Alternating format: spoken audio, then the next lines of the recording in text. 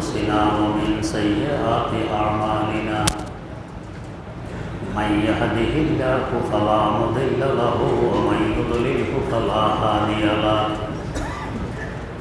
ونشهد أن لا إله إلا الله وحده لا شريك له ونشهد أن سيدنا ونبينا ومولانا محمدا عبده ورسوله أرسله بالحق بشيرا ونذيرا وداعيا إلى الله بإذنه وسراجا منيرا صلى الله تعالى عليه وعلى آله وأصحابه وسلم تسليما كثيرا كثيرا أما بعد فأعوذ بالله من الشيطان الرجيم بسم الله الرحمن الرحيم أقم الصلاة لدلوك الشمس إلى غسق الليل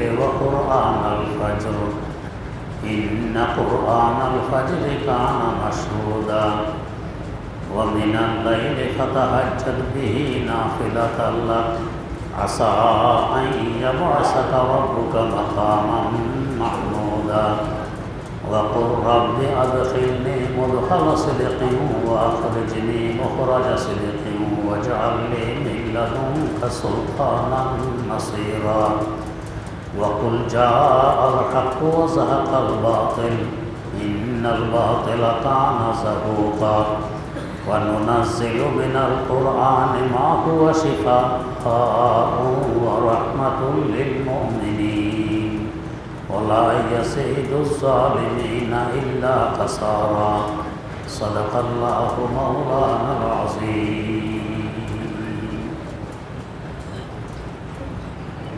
سورة إسراء 78 নম্বর আয়াত থেকে তেলাওয়াত করা হয়েছে।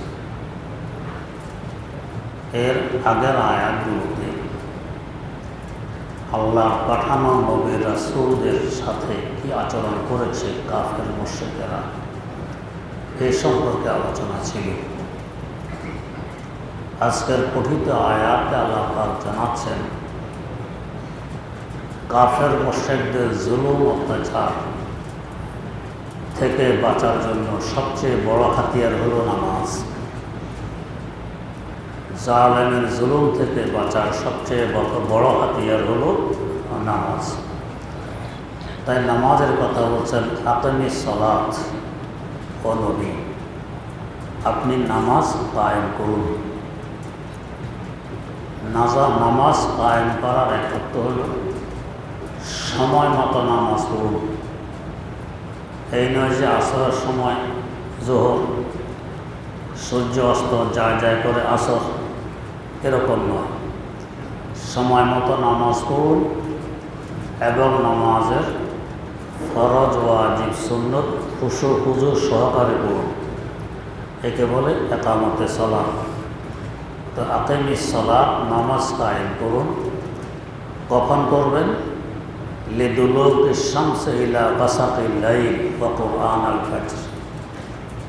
সূর্য যখন পশ্চিম আকাশে ঢুলে পড়ে তখন থেকে নিয়ে রাতের অন্ধকার হওয়া পর্যন্ত এবং ফজরের সময় 5 ওয়াক্ত নামাজ এখানে এসে গেছে। সূর্য পশ্চিম আকাশে ঢুলার পরে জোহর, এর কিছুক্ষণ পর আসর, এরপরে মাগরিব, রাত হয়ে গেলে এশা। 4 ওয়াক্ত এসে গেছে এখানে। লিদুলুকি শামসি ইলা গাসাকিল লাইল, এরপরে ওয়া কুরআনাল ফাজর এবং ফজরের নামাজ। এই 5 ওয়াক্ত নামাজ ওয়াক্ত অনুযায়ী পড়ুন। আল্লাহ রাব্বুল আলামিন কোরআনে কারীমে খুব সংক্ষেপে হুকুম আকাম বর্ণনা করে যান। বিস্তারিত বর্ণনাও আলোচনা কোরআনে করতে গেলে কোরআন হবে কোটি কোটি খণ্ড।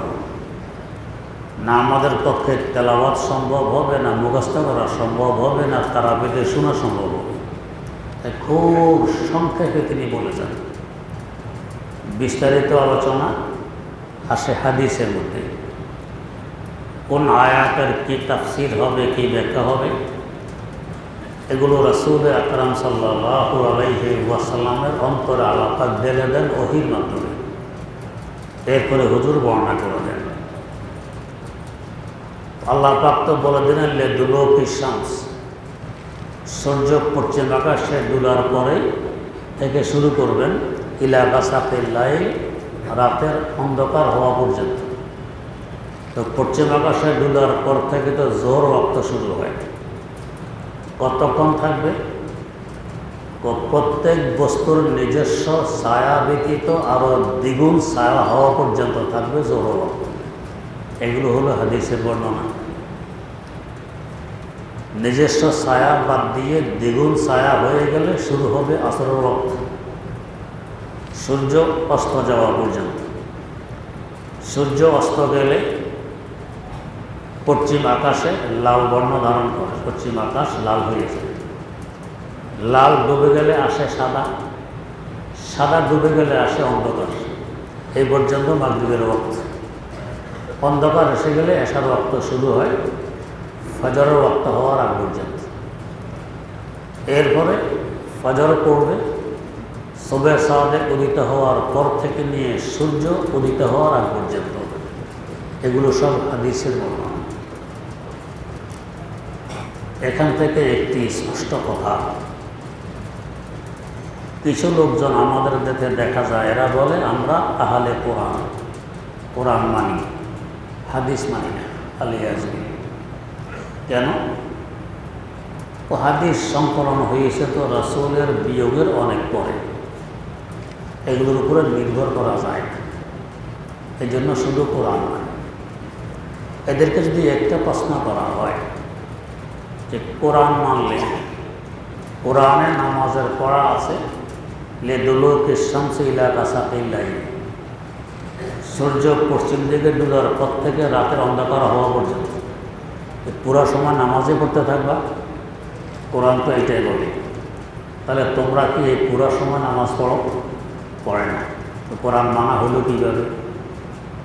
আচ্ছা, এরপরে ফজরের নামাজ, আসর, মাগরিব, এশা, এই তিন নামাজের কথা আয়াতে নাম ধরে ধরে নাই, আছে হাদিসে।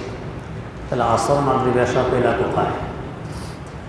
এরপরের প্রশ্ন, ঠিক আছে ৫ ওয়াক্ত নামাজ কোরআন শরীফে পেয়েছ, কয় নামাজ, কয় রাকাত? রাকাতের কথা কোরআন শরীফে নেই।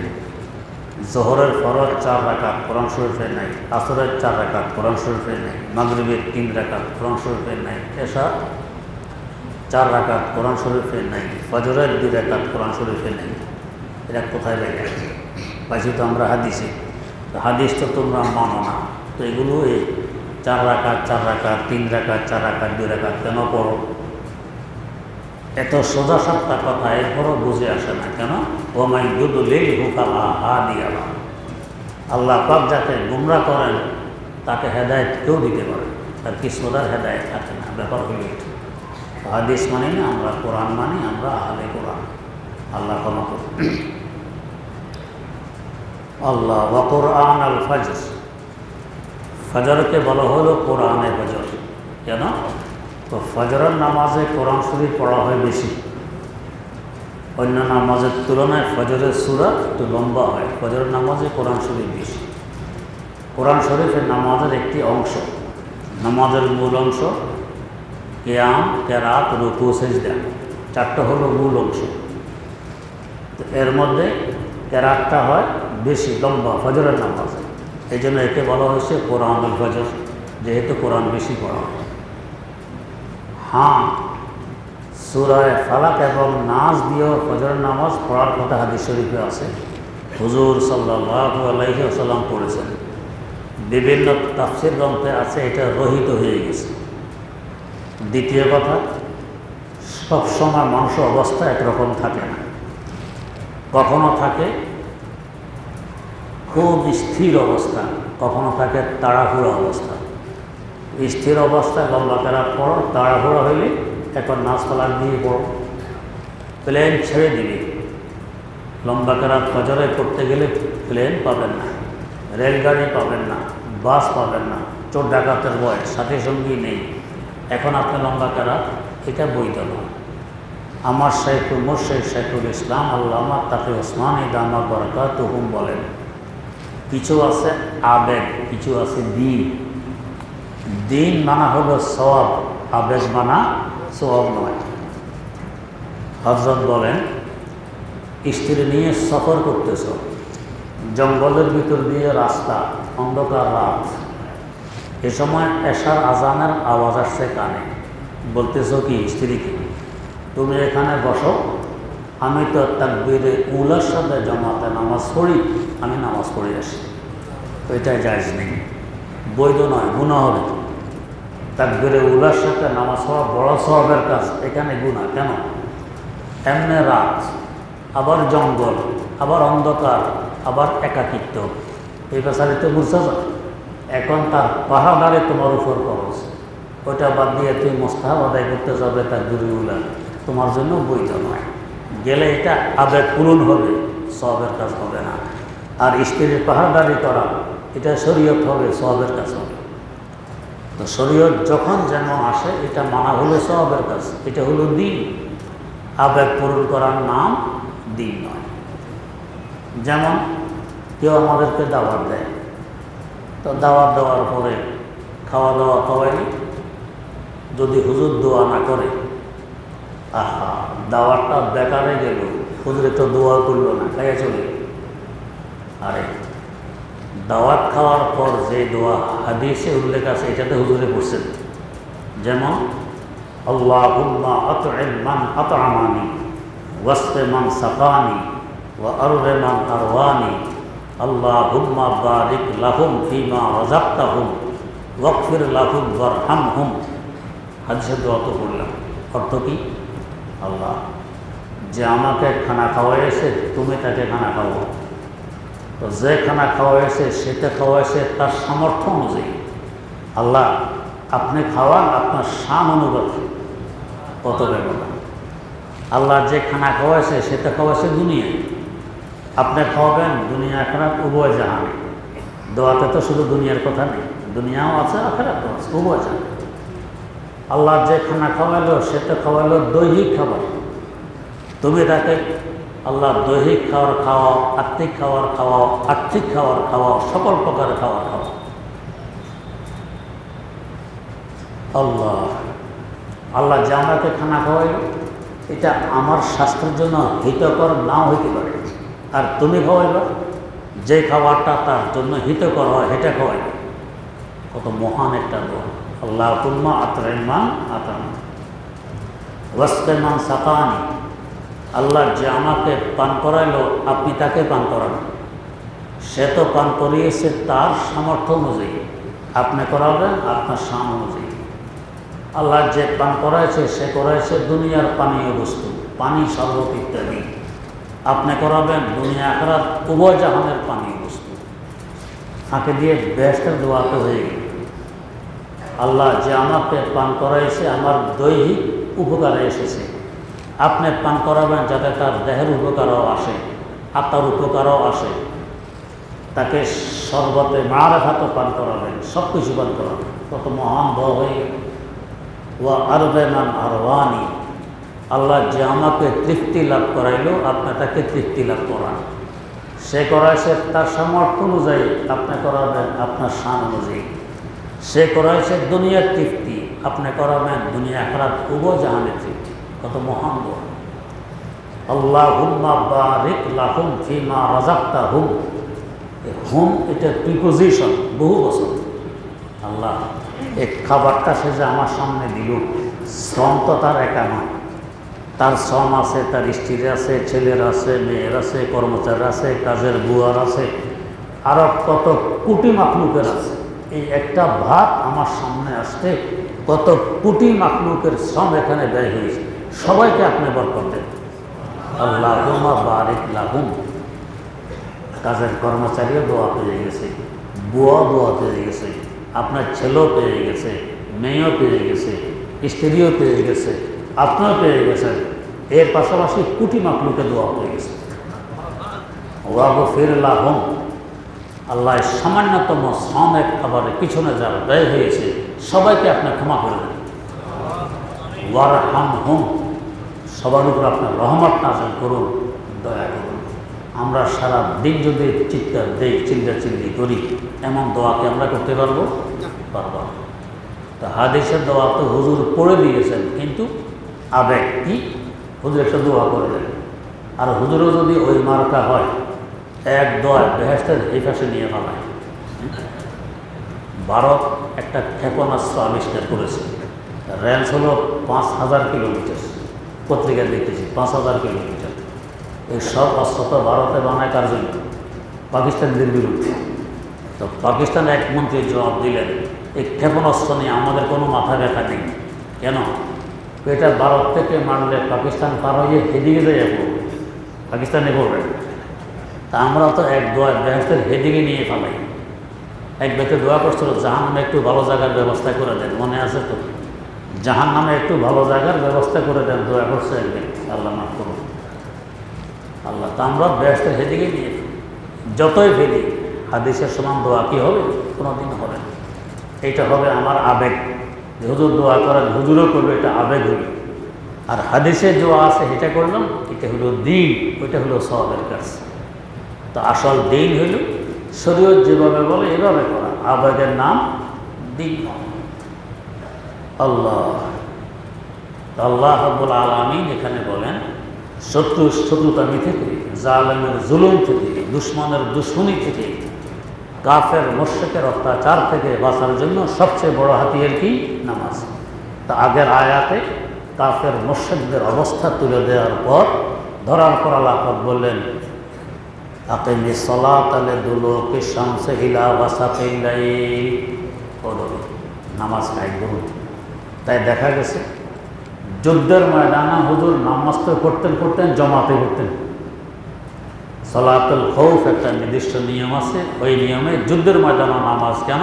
নামাজ ছাড়া সাহায্য আসবে না, নামাজ ছাড়া কামিয়াবি আসবে না। যখন কোনো তুফান আন্ধি শুরু হইত, হুজুর দৌড়িয়ে মসজিদে গিয়ে নামাজে নিয়ে আসতেন, নামাজ পড়তেন। আল্লাহ, নামাজের মাধ্যমে আল্লাহ পাকের কাছে সাহায্য চাও। আল্লাহ পাক কোরআনে কারিমে বলেন, ইয়া আইয়ুহাল্লাযীনা আমানুস্তাঈনু বিস-সাবরি ওয়াস-সালাহ। আল্লাহ পাকের কাছে সাহায্য চাও ধৈর্যের মাধ্যমে এবং নামাজের মাধ্যমে। তো সাহায্য পাওয়ার জন্য মাধ্যম দুইটি, ধৈর্য এবং নামাজ। আকিমিস সালাতা লিদুলুকি শামস ইলা গাসাকিল লাইল, সূর্য পশ্চিম আকাশে ডুবার পর থেকে নিয়ে রাতের অন্ধকার পর্যন্ত 4 ওয়াক্ত এখানে পড়ো। ওয়া কুরআনুল ফজর, এবং ফজরের নামাজ পড়ো। হ্যাঁ, এখন ফজর তো পড়বে ঠিক তাড়াহুড়া, দুশ্মনের ভয় আছে, চোর ডাকাতের ভয় আছে, গাড়ি চলে যাওয়ার ভয় আছে, ইত্যাদি ইত্যাদি। এখন ফালাকার নাচ দিয়ে পড়ো। ইসলাম কত সুন্দর একটা দিন, এখন সংক্ষেপে পড়ো। একবার এক সফরে হাকিমুল উম্মত মুজাদ্দিদুল মিল্লাত হযরত শাহ আশরাফ আলী থানভী রাহমাতুল্লাহ আলাইহি ছিলেন। নামাজ পড়াতে ইমাম বানাইলেন মুফতি আজম পাকিস্তান, মুফাসসির কোরআন, ফকিহে মিল্লাত আল্লামা মুফতি মোহাম্মদ শফি রাহিমাহুল্লাহু তাআলা। ফজরের নামাজ হুজুর ফালাক এবং নাচ দিয়ে পড়াইলেন। সালাম ফিরানোর পর হযরত হাকিমুল উম্মত শাহ আশরাফ আলী থানভী রাহমাতুল্লাহ আলাইহি বলেন, হ্যাঁ ফাকাহাত আগে, এখন তোমার মধ্যে ফেকা এসে গেছে, এই মুহূর্তে ফালাকার নাচ দিয়ে পড়ানোর দরকার ছিল। একবার সিলেটে একটা সেমিনার, শিক্ষক প্রশিক্ষণ সেমিনার, মাদ্রাসা, কলেজ, ভার্সিটি সবাই মিলে। আমি পৌঁছছি সেহরির সময়, সকাল 8টা থেকে সেমিনার। আর ওই টাইমে মাওলানা ওবায়দুর রহমান খান নদভী উনি বিদায় নিলেন, আমি পৌঁছি। তো সেহরির পরে ফজর আমিও পড়বো, উনিও পড়বেন, আমাকে ইমাম বানাইলেন। উনি যেহেতু প্লেন ধরবেন, আমি ফালাকার নাচ দিয়ে নামাজটা পড়াইয়ে সালাম ফিরিয়ে দিলাম। উনি তখন এই ঘটনাটা সামনে তুলে ধরলেন। মুফতি শফি রহমতুল্লাহ আলাই ফালাকার নাচ দিয়ে নামাজ পড়ানোর পরে হযরত থানভী বলেছেন, হ্যাঁ ফাকাহাত আগেই, তোমার মধ্যে এখন ফেকা এসে গেছে, মাসাল বলার যোগ্যতা এসে গেছে। তা আপনার আজকে এই কাজটাই করবেন। তো নাচ ফালাক দিয়েও পড়ার কথা আছে, লম্বা লম্বা সূরা দিয়েও পড়ার কথা আছে। তো অধিকাংশ সময় যেহেতু লম্বা সূরা ফজরে পড়া হয়, তাই ওয়া কোরআন আল ফজর ইন্না কোরআন আল ফজরে কানা মাশহুদা। তো ফজরের সময় হয় উপস্থিতি, কাদের উপস্থিতি? ফেরেশতাদের। তো ফেরেশতা তো সবসময় আসে, ফজরের কথা ভিন্ন করে কেন? তো ফজরের সময় রাত শেষ হয়, দিন শুরু হয়। রাতের ফেরেশতারা বিদায় নেবেন, দিনের ফেরেশতাদের আগমন ঘটবে। এই টাইমে উভয় ফেরেশতাদের উপস্থিতি থাকে। রাতওয়ালারা এখনও বিদায় নেয়নি, দিনওয়ালারা এসে গেছে। দিনওয়ালাদেরকে সব রেজিস্টার বুঝিয়ে দিয়ে রাতওয়ালারা বিদায় নেবেন। তো উভয় গুরু ফেরেশতার উপস্থিতি এই সময় থাকে, তাই এটাকে বলা হয়েছে কানা মাশহুদা। উভয় সময়ের ফেরেশতার উপস্থিতি এখানে। বরকত কি পরিমাণ বাড়বে? ডবল গ্রুপ ফেরেশতার উপস্থিতি, বরকত কি পরিমাণ হবে? ফেরেশতার উপস্থিতি যত বেশি হয়, বরকত তত বেশি হয়। উভয় গুরু ফেরেশতার বরকত। তাই ফজরের গুরুত্ব অনেক বেশি। রাতে 12টা 1টা 2টা পর্যন্ত মোবাইল টিপলাম, টেলিভিশন দেখলাম, আড্ডা দিলাম, গপসপ করলাম, এক ঘুমে রাতে দিনের 10টা বাজাইলাম, ফজর শেষ। বরকত আসবে কোথার থেকে? অশান্তি আসবে না কেন? স্বাস্থ্য নষ্ট হবে না কেন? আল্লাহ রাব্বুল আলামিন আমাদেরকে সহি বুঝে আমল করার তৌফিক দান করুন। সুবহানাল্লাহি ওয়া বিহামদিহি, সুবহানাকাল্লাহুম্মা ওয়া বিহামদিক, আশহাদু আল্লা ইলাহা ইল্লা আনতা, আস্তাগফিরুকা ওয়া আতুবু ইলাইক।